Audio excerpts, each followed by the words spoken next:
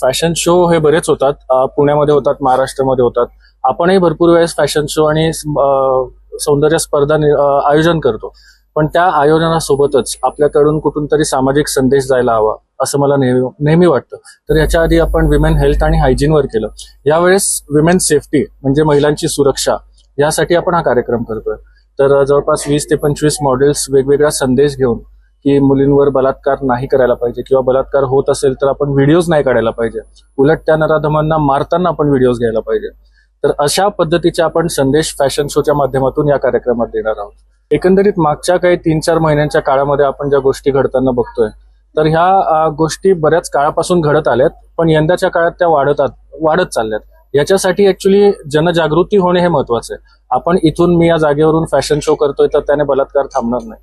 पण आपला हेतू हा आहे की हे बघून काही लोकांना प्रेरणा मिळावी की आपण बलात्कार नाही करावा. आणि आपला एक प्रामाणिक प्रयत्न आहे की समजा आम्ही हजारो लोकांपर्यंत जरी पोहोचलो आणि 50 लोकांचं जरी मन परिवर्तन आम्ही करू शकलो तर तिथेच आमचा हा कार्यक्रम सफल झाला असं आम्ही समजू. आम्ही हाच आवाहन करू की महिलांवर जो अत्याचार होतोय तर हमखास महाराष्ट्र पोलीस सेवा हे चांगल्याच पद्धतीने काम करते.